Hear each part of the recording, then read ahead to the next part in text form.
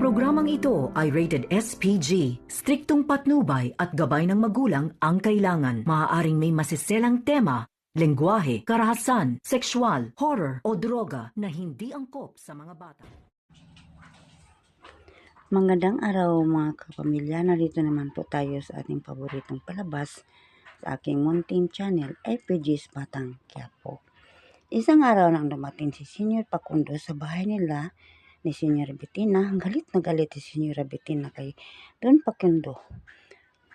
Sabi ni Senior Bettina, bakit hindi mo pag-alisin si Tinding sa bahay natin?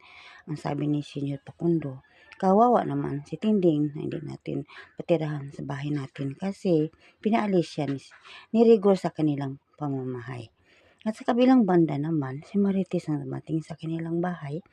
Tuwang-tuwa si Santino. Sabi ni Santino sa kanya, Inay, saan ka nang galing? Kanina pa kita hinahanap. Ang sabi ni Itay, tinanong ko siya, saan si Nanay Tay? Ang sabi ni Itay, lumayas si nanay mo, sumama siya sa lola mo. Mas pinili pa ni nanay mo si lola niya kaysa atin na pamilya niya. Ang sabi ko, Itay, hanapin ko si nanay.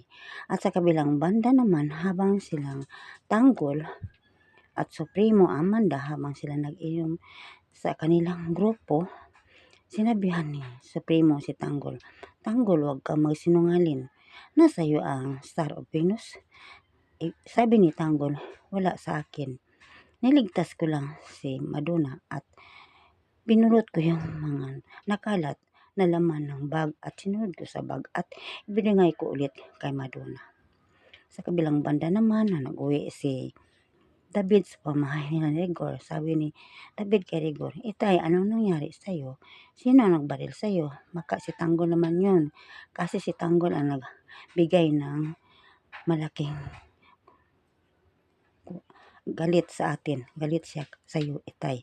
Baka ginawa niya yun. Ang sabi ni Rigor, wag lang tayong magduda sa kanya. At sa kabilang banda naman, habang si Tanggol ay doon na sa kanilang kasama niya ang kanyang mga pugante, wala sa kanila nakasama si Marcelo at Madonna at Supremo. Ang sabi ni Tanggol, mabuti pa mag-isa tayong grupo. Maghiwalay tayo sa kanila ni Marcelo at Madonna. Ang sabi naman sa kanyang mga kasama, Tanggol, paano man, wala tayong pera para mabili ng makain natin.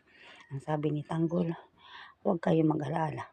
Puntahan ko muna si Madonna at sabihin ko siya plano kong ito. At sabi nila, huwag natin, pabayaan lang natin si Tanggol sa kanyang plano. Kasi sabi niya, siya lang ang bahala sa tanan nating gastusin. At pagdating ni Madonna, sabi ni Tanggol, maghiwalay na tayo kay Marcelo. At sabi niya, mga kasama, maging mayaman na tayo.